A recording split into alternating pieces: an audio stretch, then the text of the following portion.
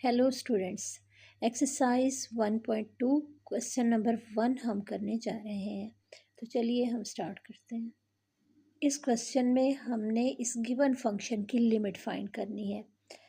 Limit find करने से पहले ये देखना ज़रूरी है कि हमारा फंक्शन जो है वो इनडिटर्मिनेट फॉर्म में तो नहीं है। ये हमने चेक करना होगा। इनडिटर्मिनेट का मतलब है कि फंक्शन में डायरेक्ट लिमिट पुट करने के बाद हमारे पास क्या वैल्यू आती है। अगर हमारे पास वैल्यू आती है 0/0 या फिर फंक्शन में लिमिट पुट करने के बाद ∞/∞ या फिर 0 मल्टीप्लाइंग बाय इन्फिनिटी। मीन्स अगर फंक्शन प्रोडक्ट फॉर्म में है, उन दोनों फंक्शंस के ऊपर हम अलग अलग लिमिट अप्लाई करें और हमारे पास 0 मल्टीप्लाइंग बाय इन्फिनिटी आ जाए या फिर इन्फिनिटी माइनस इन्फिनिटी आ जाए, तो ये हमारे पास सारी की सारी इनडिटर्मिनेट फॉर्म है। इनके अलावा भी बहुत सारी इनडिटर्मिनेट फॉर्म है। इनडिटर्मिनेट फॉर्म का मतलब ये है कि अब हम लिमिट डायरेक्ट कैलकुलेट नहीं कर सकते, बल्कि पहले फंक्शन को सिंप्लीफाई करना पड़ेगा। तो अब ये जो फंक्शन है इसमें हम पहले लिमिट पुट करके चेक कर लेते हैं कि ये इनडिटर्मिनेट फॉर्म है या नहीं है। तो अब limit x approaches to zero है, यानी x जो है वो ज़ीरो के इतना करीब पहुंच गया, अप्रोच कर गया है कि हम इसको ज़ीरो पुट कर सकते हैं। तो x को रिप्लेस करके इसकी जगह पे हमने ज़ीरो पुट किया, जिसकी वजह से हमारे पास न्यूमरेटर में आ गया 1 - 1 और ये वैल्यू डिनोमिनेटर में ज़ीरो आ गया, तो ये 0/0 फॉर्म बन गई है। इसका मतलब ये है कि अब हमने हर सूरत में पहले फंक्शन को सिंप्लीफाई करना है और इसके बाद हमने लिमिट कैलकुलेट करनी है। सिंप्लीफिकेशन के डिफरेंट मेथड हैं। कहीं पे अगर हमें वैल्यूज़ को मल्टीप्लाई करना पड़ता है तो मल्टीप्लाई कर लेंगे, या फिर फार्मूला अप्लाई करना है तो हम फार्मूला अप्लाई कर देंगे।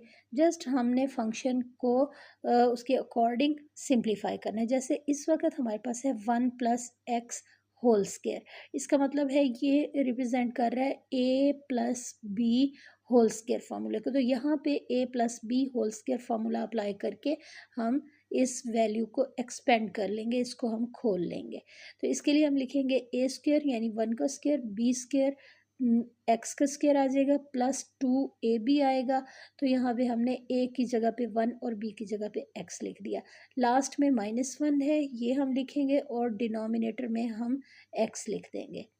अब हमने न्यूमरेटर वाली वैल्यूज़ को सिंप्लीफाई करना है। तो हमारे पास ये जो 1 का स्क्वायर लिखा हुआ है, इसको जब 1 का स्क्वायर लेंगे या पावर 3 ले लें तो ये वैल्यू हमारे पास 1 ही आएगी। अब हमारे पास 1 + x² + 2x, ये वैल्यू आ गई। लास्ट में -1 है और ये जो 1 और -1 है, ये दोनों वैल्यूज़ कैंसिल हो जाएंगी। अब ये जो दो टर्म्स हमारे पास बाकी रह गई हैं, x² + 2x, इसमें से हमने x को कॉमन लेना है। यहाँ से हम x को कॉमन ले लेंगे। फर्स्ट टर्म में x और सेकंड में 2 और डिनोमिनेटर में x आ जाएगा। याद रखना है हर स्टेप में आपने लिमिट का जो साइन है वो आपने साथ ज़रूर लिखना है, जब तक कि आप लिमिट कैलकुलेट नहीं कर लेते। अब न्यूमरेटर में x था, x के साथ कैंसिल हो गया न्यूमरेटर, और डिनोमिनेटर में x कैंसिल हो गया। अब हमारे पास x + 2 ये वैल्यू आ गई। अब हमने लिमिट कैलकुलेट करनी है, यानी x की जगह पे हमने ये वैल्यू x 0 को अप्रोच कर रहा है, 0 के इतना करीब पहुंच गया कि अब हम इसको 0 पुट कर सकते हैं। तो यहाँ पे हमने x को रिप्लेस करके इसकी जगह पे हमने 0 लिख दिया। तो ये 0 + 2 हमारे पास आंसर 2 आ जाएगा, यानी इस फंक्शन की जो लिमिट है वो हमारे पास 2 होगी। सिंप्लीफाई करने के बाद हमने इजीली लिमिट फाइंड कर ली है।